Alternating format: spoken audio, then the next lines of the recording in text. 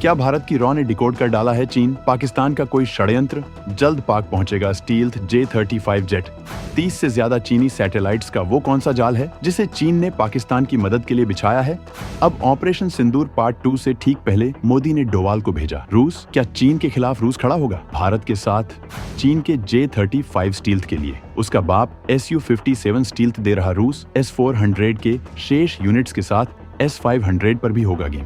क्या भारत के NSA अजीत डोवाल की रूस यात्रा और पुतिन से सीक्रेट मीटिंग चीन पाकिस्तान के मंसूबों पर पानी फेर देगी?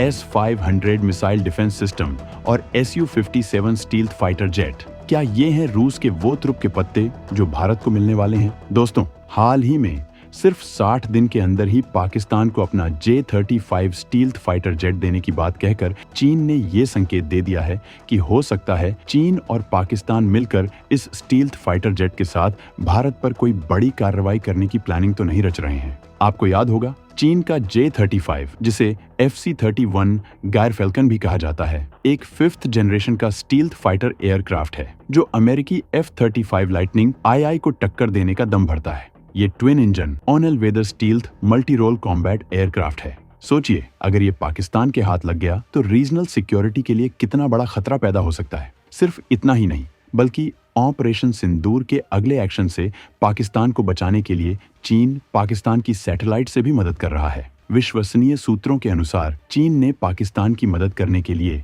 30 से ज्यादा सैटेलाइट्स की मदद से एक सक्रिय सैटेलाइट नेटवर्क बनाया है। ये कोई आम सैटेलाइट्स नहीं है, बल्कि ये बेडू नेविगेशन सैटेलाइट सिस्टम का हिस्सा हो सकती है जो real time, high accuracy positioning, navigation और टाइमिंग सर्विसेज के साथ साथ कम्युनिकेशन क्षमताएं भी प्रदान करती हैं। बताया जा रहा है कि ऑपरेशन सिंदूर के पिछले चरण के दौरान जब भारत ने एक्शन लिया था, तब भी चीन ने कथित तौर पर पाकिस्तान को सैटेलाइट तस्वीरें प्रदान की थीं। हालांकि चीनी सेना की हार्डवेयर और सैन्य सिस्टम्स की इस तथाकथित मदद के बावजूद पाकिस्तान को भारत के खिलाफ बहुत बड़ी हार का सामना करना पड़ा था और भारत के हमलों के दौरान पाकिस्तानी सेना पूरी तरह से असहाय नजर आ रही थी। उनकी कमांड और कंट्रोल सिस्टम ध्वस्त हो गई थी और उनके एयर डिफेंस सिस्टम भारतीय जांबाजों के सामने बेबस थे। लेकिन अब चीन ने 30 सैटेलाइट्स से पाकिस्तान को मदद देने की जो योजना बना डाली है, वो वाकई चिंता का विषय है। ये सैटेलाइट्स पाकिस्तान को रियल टाइम इंटेलिजेंस, सर्विलांस और रिकॉनिसेंस क्षमताएं दे सकती हैं, जिससे वो भारतीय सेना की मूवमेंट्स पर नजर रख सके। इधर चीन के द्वारा पाकिस्तान को दी जा रही इस मदद के बाद अब भारत के साथ भारत का दोस्त रूस आ गया है। दोस्त रूस ने न केवल भारत को S-500 Prometheus air defence system लेने के लिए भारत को आमंत्रित किया है, बल्कि चीन के किसी भी फाइटर जेट के सटीक जवाब के लिए भारत को अपना स्टील्थ फाइटर जेट Su-57 भी सौंपने का ऐलान कर डाला है।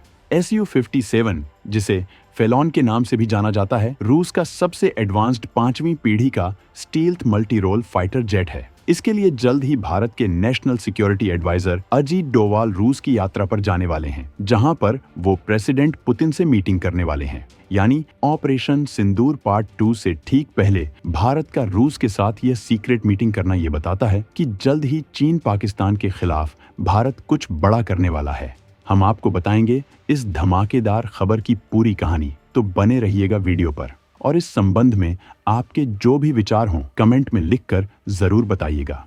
पाकिस्तान पर ऑपरेशन सिंदूर पार्ट 2 से ठीक पहले मोदी ने डोवाल को भेजा रूस, पुतिन से होगी सीक्रेट डील। अब सवाल ये उठता है कि ऑपरेशन सिंदूर पार्ट 2 से ठीक पहले रूस क्यों जा रहे हैं? अजीत डोवाल और प्रेसिडेंट पुतिन ने ये सीक्रेट मीटिंग क्यों रखी है? देखिए, अजीत डोवाल, जिन्हें भारत का जेम्स बॉन्ड भी कहा जाता है, उनकी कोई भी यात्रा यूं ही नहीं होती। हर कदम के पीछे एक गहरी राजनीति और राष्ट्रहित का मकसद छिपा होता है। ऑपरेशन सिंदूर पार्ट 2, जिसके बारे में अभी आधिकारिक तौर पर ज्यादा जानकारी नहीं है, लेकिन जिस तरह के जियोपॉलिटिकल हालात बन रहे हैं, उससे ये अंदाजा लगाया जा सकता है कि ये भारत की तरफ से राष्ट्र विरोधी ताकतों के खिलाफ एक और बड़ा और निर्णायक कदम हो सकता है। ऐसे में रूस, जो भारत का एक परखा हुआ और विश्वसनीय स्ट्रेटेजिक पार्टनर रहा है, उसकी भूमिका बहुत महत्वपूर्ण हो जाती है। प्रेसिडेंट पुतिन के साथ अजीत डोवाल की ये सीक्रेट मीटिंग कई मायनों में अहम है। पहला, ये मीटिंग ऐसे समय में हो रही है जब चीन और पाकिस्तान की सांठगांठ खुलकर सामने आ रही है।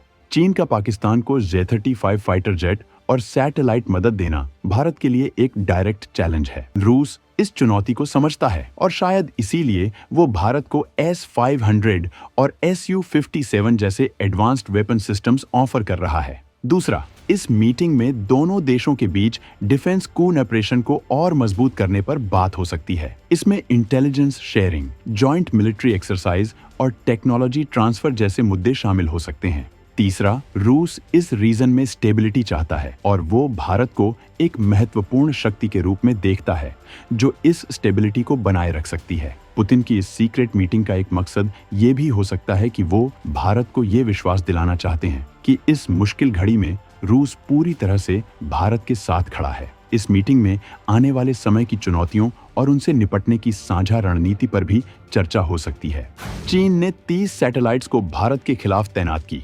बदले में रूस आ रहा भारत के साथ। पुतिन ने दिया सिग्नल। अब बात करते हैं उस खतरनाक गठजोड़ की जो भारत के पड़ोस में आकार ले रहा है। चीन पाकिस्तान को न सिर्फ J-35 स्टील्थ फाइटर जेट देने की तैयारी में है, बल्कि 30 से ज्यादा सैटेलाइट से रियल टाइम डेटा भी मुहैया करा रहा है। ये एक ऐसी स्थिति है जिसे भारत हल्के में नहीं ले सकता। जैसा कि हमने पहले बताया, एक 5th जनरेशन का फाइटर जेट है। इसकी स्टील्थ टेक्नोलॉजी इसे दुश्मन के रडार से बचने में मदद करती है और इसके एडवांस्ड एवियोनिक्स और वेपन सिस्टम्स इसे हवा में एक खतरनाक शिकारी बनाते हैं। अगर ये जेट पाकिस्तानी एयरफोर्स में शामिल होता है तो इससे रीजनल पावर बैलेंस पर असर पड़ सकता है। इसके अलावा चीन का पाकिस्तान को 30 से ज्यादा सैटेलाइट्स, खासकर बेइडू नेटवर्क से रियल टाइम डेटा देना एक और बड़ा खतरा है। ये सैटेलाइट्स पाकिस्तानी सेना को भारतीय सीमाओं पर और भारत के अंदरूनी इलाकों में भी बेहतर सर्विलांस क्षमता प्रदान कर सकती हैं। इससे उन्हें भारतीय सेना की तैनाती, मूवमेंट और तैयारियों के बारे में संवेदनशील जानकारी मिल सकती है। ये इंटेलिजेंस उनके लिए किसी भी संभावित संघर्ष में एक बड़ा एडवांटेज साबित हो सकता है। लेकिन कहते हैं ना, हर एक्शन का एक रिएक्शन होता है। चीन और पाकिस्तान की इस बढ़ती नजदीकी और भारत के खिलाफ उनके संभावित मंसूबों को देखते हुए अब रूस भी खुलकर भारत के साथ खड़ा हो गया है। रूस ने न सिर्फ भारत को अपने सबसे एडवांस्ड डिफेंस सिस्टम्स ऑफर किए हैं, बल्कि ये भी साफ कर दिया है कि वो भारत की सुरक्षा चिंताओं को गंभीरता से लेता है। रूस का भारत के साथ खड़ा होना चीन के लिए एक कड़ा संदेश है। ये दिखाता है कि भारत अकेला नहीं है और उसके पास भी मजबूत दोस्त हैं। रूस जानता है कि एक मजबूत और स्थिर भारत एशिया में शांति और सुरक्षा के लिए कितना जरूरी है।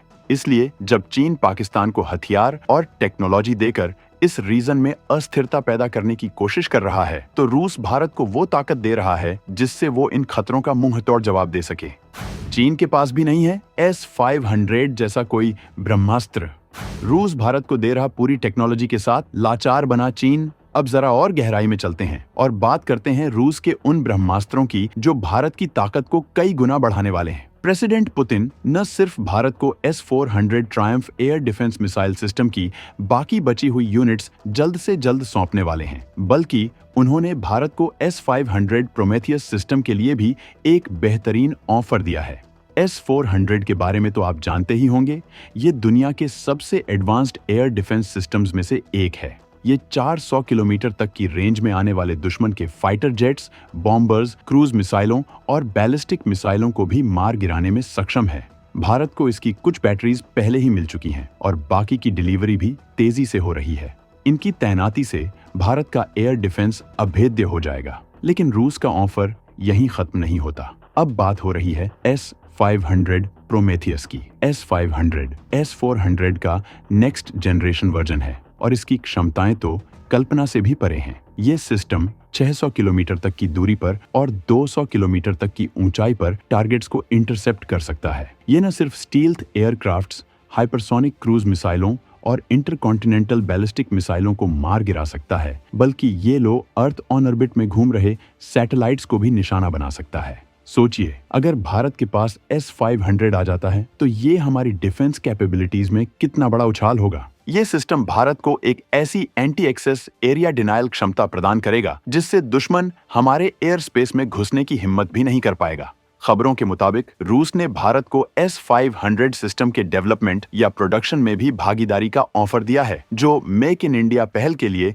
एक बड़ी उपलब्धि हो सकती है। ये ऑफर भारत और रूस के बीच गहरे स्ट्रेटेजिक और डिफेंस संबंधों का प्रतीक है। जब दुनिया के कई देश भारत पर दबाव बनाने की कोशिश कर रहे हैं, तब रूस खुलकर भारत का साथ दे रहा है। पुतिन का ये कदम चीन और पाकिस्तान के लिए एक स्पष्ट संदेश है कि भारत अब पहले से कहीं ज्यादा ताकतवर और सुरक्षित होने वाला है। S-400 और S-500 का ये कॉम्बिनेशन भारत के आसमान को एक ऐसा किला बना देगा जिसे भेद पाना किसी भी दुश्मन के लिए नामुमकिन होगा। और दोस्तों, सिर्फ एयर डिफेंस ही नहीं, रूस भारत की एयर सुपीरियॉरिटी को भी एक नई ऊंचाई पर ले जाने के लिए तैयार है। रूस ने भारत को अपना सबसे एडवांस्ड 5वीं पीढ़ी का स्टील्थ फाइटर जेट Su-57 फेलोन सौंपने का भी ऐलान कर डाला है। ये खबर उन लोगों के लिए किसी झटके से कम नहीं है जो भारत को कमजोर आंकने की भूल कर रहे थे। Su-57 एक ऐसा फाइटर जेट है जो किसी भी मॉडर्न एयरफोर्स का सपना होता है। इसकी ट्विन इंजन डिजाइन,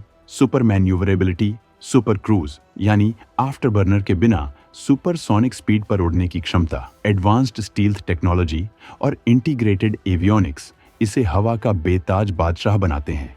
ये जेट अमेरिकी F-22 रैप्टर और F-35 के साथ साथ चीनी J-20 माइटी ड्रैगन को भी कड़ी टक्कर दे सकता है। अगर भारत को Su-57 मिलता है तो ये भारतीय वायुसेना की स्ट्राइक कैपेबिलिटी में एक क्वांटम लीप होगा। ये जेट न सिर्फ दुश्मन के एयर डिफेंस को चकमा देकर अंदर तक घुसकर हमला कर सकता है, बल्कि ये एयर टू एयर कॉम्बैट में भी बेजोड़ है। इसकी 3D थ्रस्ट वेक्टरिंग नोजल्स इसे ऐसे एरियल मैन्यूवर्स करने की क्षमता देती हैं जो दूसरे फाइटर जेट्स के लिए लगभग असंभव हैं। अब सवाल ये है कि क्या अजीत डोवाल की रूस यात्रा और पुतिन के साथ होने वाली गुप्त मीटिंग में Su-57 डील पर भी मुहर लगने वाली है?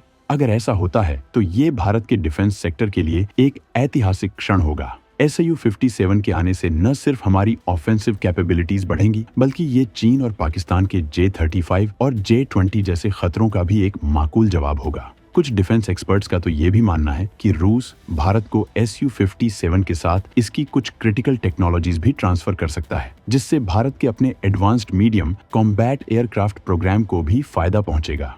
ये गुप्त मीटिंग वाकई में बहुत बड़ी होने वाली है। इसके नतीजे न सिर्फ भारत रूस संबंधों को एक नई दिशा देंगे, बल्कि पूरे साउथ एशियन रीजन के जियोपॉलिटिकल इक्वेशन को भी बदल सकते हैं।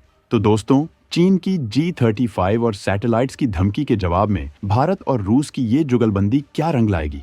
क्या अजीत डोवाल की रूस यात्रा और पुतिन से मुलाकात के बाद S-500 और Su-57 जैसे गेम चेंजर हथियार भारत के शस्त्रागार में शामिल होंगे? और सबसे बड़ा सवाल, ऑपरेशन सिंदूर पार्ट 2 आखिर है क्या और कब होगा इसका आगाज? ये कुछ ऐसे सवाल हैं जिनके जवाब आने वाले वक्त में ही मिलेंगे।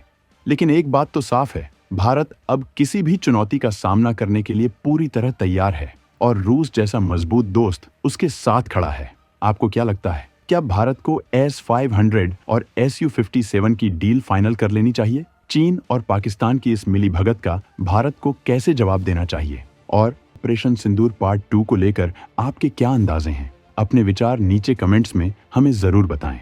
अगर आपको ये वीडियो पसंद आया हो तो इसे लाइक करें, शेयर करें और हमारे चैनल को सब्सक्राइब करना न भूलें।